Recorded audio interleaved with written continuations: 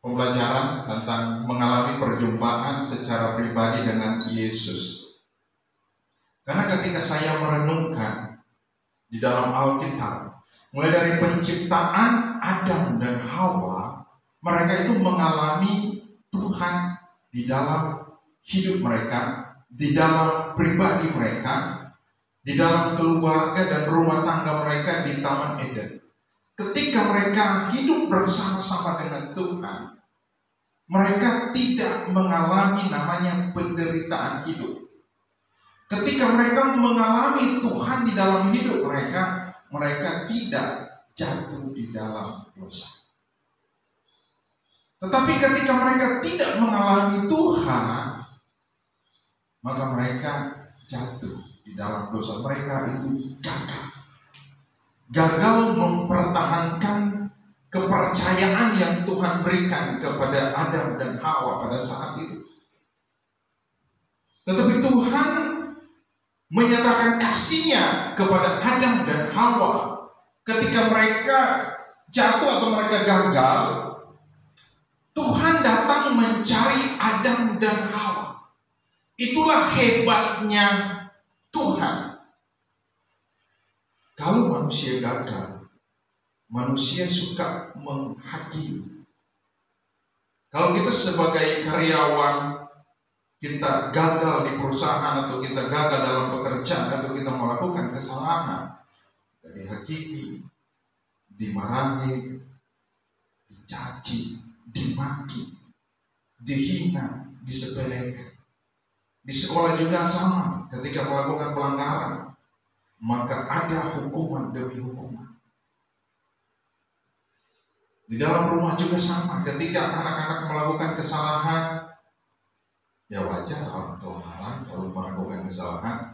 Tapi kalau anak nggak salah terus dimarah oleh orang tua, yang salah siapa? Anak nggak salah dimarahin, yang salah siapa? Ya bermasalah orang tuanya kali. Kalau nggak salah, kalau nggak salah terus dimarahin, apalagi anak-anak sekarang nggak usah dimarahin, mereka juga salah karena orang tua merasa tertuduh, ya kan? Ketika dikasih tahu, kita ngomong 2, dia udah ngomong 5. Ngomong 3, dia udah ngomong 6, ngomong 7. Oleh karena itu betapa pentingnya kehidupan Kristen atau siapapun kita mengalami perjumpaan secara pribadi dengan Tuhan. Kisah Para Rasul pasal yang ke-17 ayat 24. Ayat 24 dikatakan begini, Allah yang telah menjadikan bumi dan segala isinya, Ia yang adalah Tuhan atas langit dan bumi, tidak diam dalam kuil-kuil buatan tangan manusia. Ayat 25. Dan juga tidak dilayani oleh tangan manusia, seolah-olah ia kekurangan apa-apa, karena Dialah yang memberikan hidup dan nafas dan segala sesuatu kepada semua orang. 26. Dari satu orang saja Ia telah menjadikan semua bangsa dan umat manusia untuk mendiami seluruh muka bumi, dan Ia telah menentukan musim-musim bagi mereka dan batas-batas kediaman mereka. Ayat 27. Supaya mereka mencari Dia dan mudah-mudahan menjamah dan menemukan Dia, walaupun Ia tidak jauh dari kita masing-masing. Ayat 28. Sebab di dalam Dialah kita hidup, kita bergerak, kita ada, seperti yang telah dikatakan juga oleh pujangga-pujangga. Sebab kita ini dari keturunan Allah juga. 29 bagian A. Karena kita berasal dari keturunan Allah. Kenapa kita harus mengalami perjumpaan secara pribadi dengan Yesus? Karena ketika kita mengalami perjumpaan secara pribadi dengan Yesus di dalam hidup kita, kita berjumpa dengan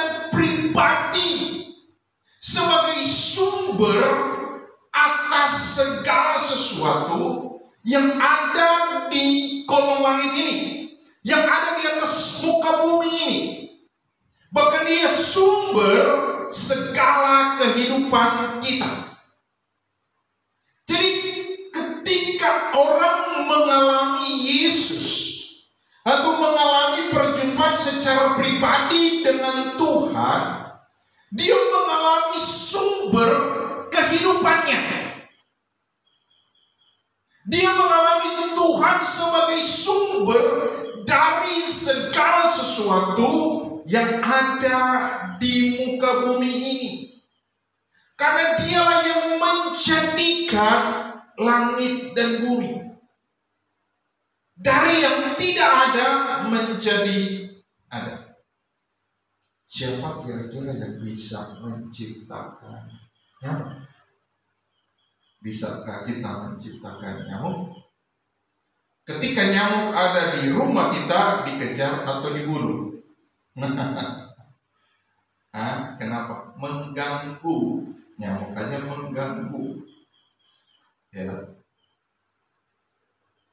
Nah, di sini kebenaran firman Tuhan berkata, Allah yang telah menjadikan bumi dan segala isinya, ayat 24, Ia yang adalah Tuhan atas langit dan bumi.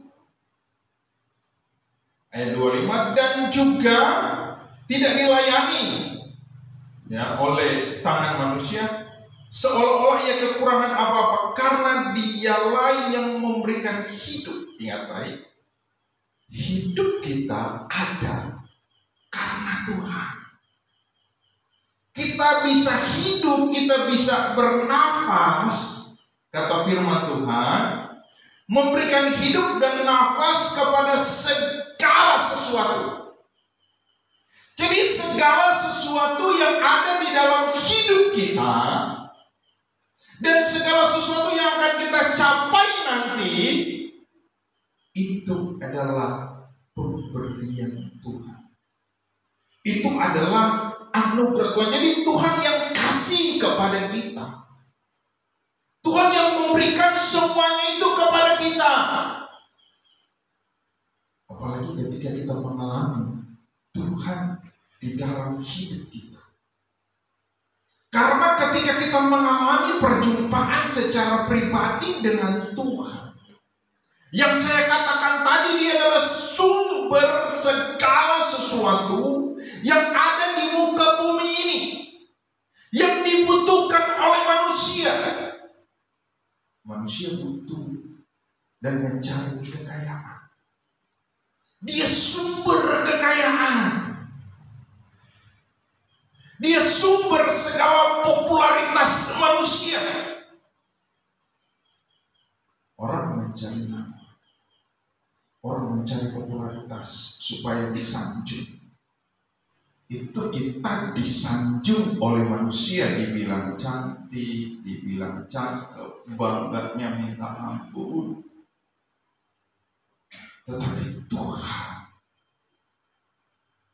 Dia yang menciptakan kita. Sudahkah kita benar-benar mau mengalami Tuhan di dalam hidup kita? Karena ketika kita mengalami Tuhan, seperti saya katakan tadi, Dia adalah sumber segala sesuatu yang ada di muka bumi.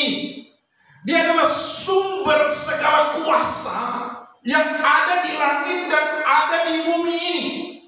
Ketika kita mengalami Tuhan di dalam kehidupan kita, maka Dia memberikan kepada kita yang kuasa itu. Tuhan sumber segala hikmat. Ketika kita mengalami perjumpaan secara pribadi dengan Yesus, maka Dia memberikan kepada kita hikmat. Tuhan juga sumber segala kepintaran dan kepandaian. Orang yang mengalami perjumpaan secara pribadi dengan Yesus pasti dikasih kepintaran, pasti dianugerahkan kepandaian, pasti dianugerahkan keberanian. Karena Yesus sumber segala keberanian. Siapa sih yang bisa mau mengerti pikiran Tuhan, mau mengerti firman Tuhan. Apalagi firman Tuhan ini ya, ini buku ini kecil, sulit banget dibaca. Ya. Tapi kalau baca komik, nonton film, ya, dari dari seri 1 sampai terakhir dia bisa hafal, tahu loh. Tapi coba ditanya tentang firman Tuhan, Alkitab, dia sumber. Alkitab ini adalah sumber segala kedamaian. Saya sampaikan begini berkali-kali, ketika kita main game berjam-jam, yang dapat apa? Damai nggak? Yang dapat ketenangan jiwa nggak? Yang dapat kita ada kekuatan kan di situ. Tapi main, nggak salah kita main. Tetapi kalau berjam-jam, nah itu juga bermasalah dengan hidup kita, dengan pribadi kita, dengan karakter kita, ya, dengan jiwa kita, dengan pikiran kita, dengan emosi manusia. Nah, oleh karena itu kenapa kita penting banget mengalami perjumpaan secara pribadi dengan Tuhan? Karena ketika kita mengalami perjumpaan secara pribadi dengan Yesus, Matius pasal yang ke-13 ayat yang ke-44, hal kerajaan surga itu seumpama harta yang terpendam di ladang, yang ditemukan orang, lalu dipendamkannya lagi. Oleh sebab sukacitanya, pergilah ia menjual seluruh miliknya, lalu membeli ladang itu. Ayat 45. Demikian pula hal kerajaan sorga itu seumpama seorang pedagang yang mencari mutiara yang indah. Setelah ditemukannya mutiara yang sangat berharga, ia pun menjual seluruh miliknya, lalu membeli mutiara itu. Yesus, dia adalah harta yang terindah, yang kekal, yang tidak akan pernah berkesudahan, yang tidak akan pernah habis, yang tidak akan pernah hilang, yang tidak akan pernah musnah, yang tidak akan pernah berakhir. Yesus adalah mutiara yang terindah, mutiara yang mulia, yang sempurna. Kalau orang memiliki mutiara dan mutiara itu diambil atau hilang, pasti gelisah, stres beberapa hari, kalau bisa nangis dan mempersalahkan orang. Iya, apalagi mempersalahkan diri sendiri kalau memiliki mutiara. Nah, Yesus adalah harta yang terindah.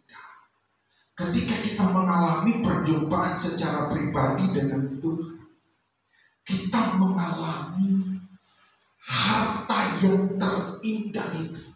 Kita mengalami mutiara yang terindah itu. Kenapa? Yesus firman Tuhan bilang dia adalah mutiara yang terindah, yang memberikan kepada kita namanya keindahan di dalam hidup. Dia memberikan kepada kita namanya sebuah sukacita, kedamaian, ketenangan, ketentraman yang tidak bisa diambil oleh siapapun. Karena ketenangan yang dari Yesus tidak bisa dibeli oleh uang, oleh harta dan kekayaan.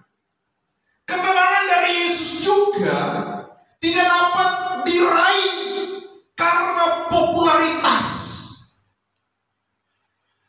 Karena Yesus adalah harta yang terindah. Ketika kita memiliki Yesus di dalam kehidupan kita, maka kita hidup di dalam namanya kedamaian yang sempurna itu. Kita hidup di dalam ketenangan yang sempurna itu. Di dunia ini Manusia membutuhkan ketenangan hidup. Tetapi ketenangan hidup tidak diberikan oleh dunia kepada manusia yang mau mencari itu. Karena ketenangan hanya ada di dalam Yesus. Jadi ketika kita mengalami Yesus, kita mengalami ketenangan hidup. Ketika kita mengalami Yesus juga, semua orang yang mengalami perjumpaan secara pribadi dengan Yesus, dosanya pasti diampuni. Karena dia mengalami, karena Yesus itu adalah pribadi yang suci. Ketika kita mengalami Yesus, ini kita ya, misalkan ini kita, dia suci. Jadi otomatis kesuciannya itu menjadi bagian kita, karena dia adalah pribadi yang suci. Jadi kita akan pelajari, karena kita akan sampai di situ. Kenapa kita nggak bisa hidup kudus? Kita akan sampai di situ. Kenapa kita nggak bisa hidup suci? Kenapa seringkali jatuh dalam dosa, gagal dan gagal? Karena saya pernah melakukan hal yang sama, terus-menerus gagal. Tetapi ketika saya mengerti, saya mengalami perjumpaan secara pribadi dengan Yesus, maka Yesus memberikan saya kebenaran, firman Allah. Nah, itu yang saya sedang bagikan hari-hari ini bagi kita semua. Pengen taat, gagal. 2 minggu taat, 2 hari taat, gagal lagi. 3 hari taat, gagal lagi. Mau pingin banget setia, banyak tantangan hidup di dalam hidup kita. Nah, berikut. Karena Yesus itu adalah harta yang terindah. Dia adalah harta yang mulia. Nah, firman Tuhan berkata begini, ketika mereka menemukan harta yang terpendam itu, maka mereka menjual semua yang mereka miliki. Jadi betapa berharganya Yesus di dalam kehidupan kita. Karena kalau kita memiliki Yesus, kita memiliki namanya jaminan hidup, baik hari ini, besok, sampai kepada kekekalan. Yesus memberikan jaminan itu bagi kita. Kita dipelihara, kita dilepaskan dari dosa, dilepaskan dari tangan setan, dilepaskan dari tangan iblis, dilepaskan dari tangan roh-roh jahat. Itu jaminan Tuhan bagi kita yang mengalami Dia. Nah, karena Yesus juga adalah harta yang terindah, firman Tuhan berkata, ketika mereka menemukan harta atau mutiara yang terindah, mereka rela jual mereka harta. Nggak tahu hartanya berapa, Alkitab nggak ngomong, tetapi dia menjual semuanya hanya untuk mutiara yang paling berharga itu. Karena ketika kita memiliki Yesus sebagai harta yang terindah, seperti saya katakan tadi, kita memiliki namanya kedamaian yang kekal. Banyak orang punya uang triliunan, tetapi mereka nggak punya kedamaian. Mereka nggak punya ketenangan. Mereka hidup di dalam kegelisahan. Mereka hidup di dalam ketakutan. Mereka hidup di dalam kebimbangan. Kenapa? Karena mereka nggak punya Yesus. Mereka tidak mengalami Yesus sebagai sumber ketenangan. Nah, ketika kita mengalami perjumpaan secara pribadi dengan Tuhan, Dia sumber mujizat. Ya, Yesus sumber mujizat. Ketika kita mengalami perjumpaan secara pribadi dengan Yesus, kita harus percaya mujizat demi mujizat akan Dia nyatakan dalam hidup kita. Ketika kita sakit, Dia pasti sembuhkan kita. Ketika kita lemah, Dia kuatkan. Ketika tertutup jalan, Tuhan akan bukakan jalan dalam hidup kita. Ketika kita lemah, Dia memberikan kita kekuatan. Itu yang Yesus ngomong ke saya. Ketika saya mengalami perjumpaan secara pribadi dengan Tuhan, saya kasih tahu kepada kita, ketika kita mengalami ada sakit di dalam tubuh kita, sakit apapun itu, oke, mungkin karena kesalahan kita minta ampun. Mungkin karena dosa kita minta ampun. Kalau sakit itu berasal dari iblis atau dari kuasa kegelapan sudah dikalahkan oleh darah anak domba. Kuasa iblis sudah dikalahkan oleh Yesus Kristus. Nah, kalaupun kita udah taat, kita udah setia dan kita sakit, kita percaya dan kita harus tahu bahwa sakit itu adalah ada maksud dan tujuan Tuhan untuk membentuk pribadi kita menjadi pribadi yang kuat, menjadi pribadi yang kokoh. Nah, dan juga untuk kita berharap sepenuhnya kepada Tuhan. Dan yang membuat saya menjadi kuat adalah ketika saya mengalami sakit apapun itu, namanya tubuh ini lemah dan dia pasti satu kali kelak dia akan sakit. Nah, ketika saya mengalami sakit, iblis mengintimidasi saya bahwa sakit itu akan membawa kamu kepada kematian. Dia akan semakin parah. Tetapi Roh Kudus yang ada di dalam diri saya ngomong begini ke saya. Karena Tuhan kasih pengertian demi pengertian bahwa tubuh kita, 1 Korintus 3:16 firman Tuhan berkata begini, tidak tahukah kamu bahwa tubuhmu adalah baik Allah dan Roh Allah diam di dalam. Ketika kita mengalami sakit, jangan biarkan pikiran itu datang mengintimidasi dan bilang kamu gak bisa. Tetapi yang harus kita katakan adalah ingat sakit penyakit. Seberat apapun engkau, tubuhku bukan sarang atau tempat tinggal penyakit, tetapi tubuhku adalah rumah Allah. Tubuhku adalah rumah Tuhan. Tubuhku adalah tempat tinggal Roh Allah. Tubuhku adalah tempat tinggal Roh Kudus. Tubuhku adalah tempat tinggal Yesus. Jadi kalau kita mengalami Yesus di dalam hidup kita, maka Roh Kudus tinggal di dalam kita. Allah tinggal dan diam di dalam kita sebagai pribadi yang Maha Kudus, sebagai pribadi yang Maha Kuasa, sebagai pribadi yang hebat, sebagai pribadi yang dahsyat, sebagai pribadi yang sempurna. Jadi ketika apapun yang saya alami, saya cuma ngomong sakit apapun, ketika saya alami sakit itu saya ngomong bahwa engkau sakit, engkau tidak berhak diam di dalam tubuh, karena tubuhku bukan rumah. Tubuhku adalah bait Allah. Tubuhku adalah rumah Allah. Tubuhku adalah rumahnya Tuhan. Kalau tubuh kita adalah rumahnya Tuhan, masa Tuhan akan sembuhkan kita? Amin.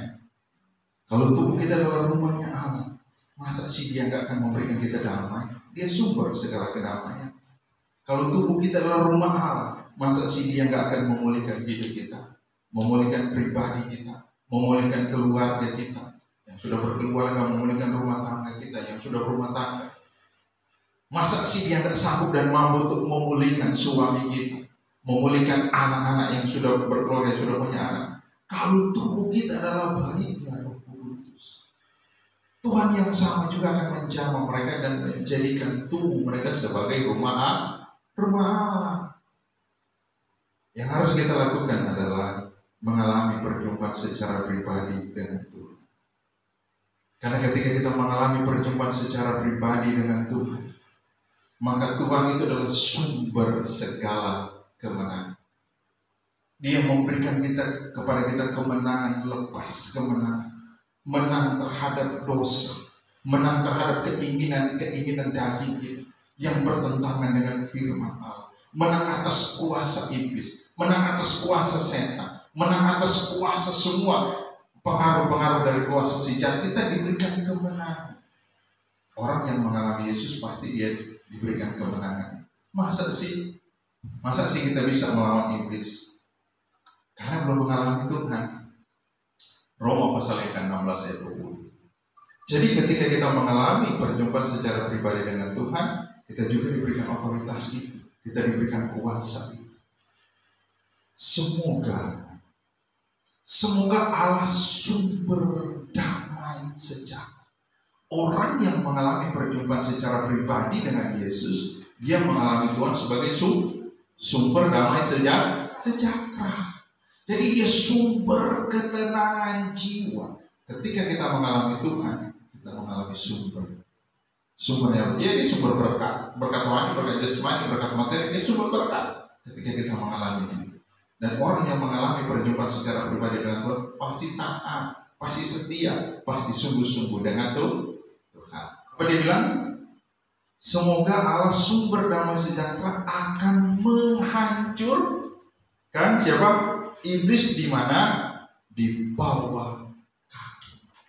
Jadi orang-orang yang mengalami perjumpaan secara pribadi dengan Yesus diberi kuasa, diberi otoritas, diberi kekuatan untuk mengalahkan kuasa iblis, mengalahkan kuasa setan, mengalahkan kuasa jahat, mengalahkan semua tipu daya dari iblis. Kalau kita diberikan kuasa itu, betapa dahsyatnya Tuhan kita. Firman Tuhan berkata begini, bukan hanya mengalahkan, menghancurkan. Iblis di mana? Di bawah telapak kaki kita. Jadi surga bukan ada di telapak kaki ibu, bukan. Itu salah itu. Coba lihat, iblis ada di bawah telapak kaki kita. Masa surga di bawah telapak kaki iman? Firman Tuhan bilang berarti iblis apa di mana? Masa iblis disamakan, surga disamakan dengan iblis di bawah telapak kaki? Jadi bukan firman Tuhan ini bilang iblis di bawah kaki kita. Mana surga di bawah telapak kaki ibu? Enggak ada, sendal di bawah telapak kaki ibu. Kalau di sini berarti firman Tuhan bilang iblis ada di bawah kaki kita. Bukan iblis. Ini firman Tuhan bilang, bukan saya yang ngomong, komplain sama Tuhan. Ada aja. Ya, oleh karena itu betapa pentingnya kita mengalami Tuhan. Terus ada yang bertanya, gimana mengalami Tuhan? Iman Kristen adalah sebuah bukti nyata dari apa yang diajarkan oleh Tuhan dan apa yang sudah diperbuat dan dilakukan oleh Tuhan Yesus di atas kayu salib. Yang sudah dilakukan oleh Tuhan Yesus di atas kayu salib apa? Ketika Yesus mati di atas kayu salib, maka kuasa iblis, dia punya kuasa itu dilucuti, kata firman Allah. Ketika Yesus mati di atas kayu salib, maka Yesus memusnahkan, menghancurkan, mengalahkan, membinasakan kuasa setan itu, kuasa iblis itu. Karena Yesus telah mengalahkan kuasa iblis itu, maka kita diberikan kuasa yang sama yang di dalam rumah tadi. Orang yang mengalami perjumpaan secara pribadi dengan Tuhan, iblis ada di bawah kaki kita. Amin. Jadi jangan takut sama penurun, nggak ada. Apalagi sama suster mesot, nggak ada, itu bohong. Cuma ada di TV, itu nggak di dunia nyata. Kalaupun ada nih, terus pasal yang keempat, ayat yang ke-7. Karena itu tunduklah kepada Allah dan apa? Iblis mesti dilawan. Kalau kita nggak lawan, dia yang lawan kita. Kalau kita kabur, dia kejar. Kalau kita yang kejar dia kabur. Mana mau dikejar iblis atau kita yang kejar iblis? Takut. Jangan takut. Jangan ngapain takut. Ya. Maka ia akan apa? Lari dari orang-orang yang mengalami perjumpaan secara pribadi dengan Tuhan. Jadi orang-orang yang mengalami perjumpaan secara pribadi dengan Tuhan diberi kuasa, diberi otoritas, diberi kekuatan untuk melawan iblis, dan iblis pasti lari. Nah, kalau kita nggak mengalami perjumpaan secara pribadi dengan dia, iblis akan kejar kita yang kabur. Gelap malam mati lampu takut, gitu. Mau ke kamar mandi sendiri pun takut. Emang ada setan di kamar mandi? Nggak ada. Cuman kita udah dari dulu ya. Dari dulu mama bilang kayak ntar itu ada setan itu aja. Jadi dari yang ngajarin ada setan itu oma kita. Bahkan orang tua yang ngomong ada setan itu, bahaya di situ ada setan, keluar ada setan. Jadi yang membuat setan itu ada ya karena kita yang ngomong, salah ngomong orang tua. Jadi sekarang orang tua jangan ngomong lagi ada setan, ada kuasa, ada Yesus, ada apa? Ada Roh Kudus. Kalau kita bilang begitu, coba baca ayat yang ke-7. Karena itu tunduklah kepada Allah dan iblis siapa yang melawan iblis? Ayat yang ke-8. Mendekatlah kepada Allah, maka ia akan mendekat kepadamu. Jadi orang yang mengalami perjumpaan secara pribadi dengan Tuhan diberi otoritas, diberi kuasa untuk mengalahkan iblis. Aku oleh Tuhan Yesus selama hidupnya di muka bumi ini dan sampai matinya di kayu salib, bangkit dari antara orang mati, naik ke surga, dan Yesus akan datang kembali menjemput kita orang-orang kudus. Jadi iman Kristen harus mengalami perjumpaan secara pribadi dengan Tuhan. Karena orang-orang yang mengalami perjumpaan secara pribadi dengan Tuhan Yesus, mereka lah yang memiliki kuasa kematian itu. Mereka lah yang mengalami kuasa salib itu. Mereka yang mengalami kuasa Tuhan yang tidak terbatas yang Tuhan berikan dalam kehidupan kita. Jadi dalam hidup kita ada kuasa yang tidak terbatas. Amin. Percaya nggak? Harus percaya. Harus yakin. Harus apa lagi? Harus beriman sungguh-sungguh bahwa iblis Tuhan udah letakkan di bawah kaki kita. Percaya nggak? Firman Tuhan ada ngomong seperti itu. Puji Tuhan. Tuhan Yesus memberkati.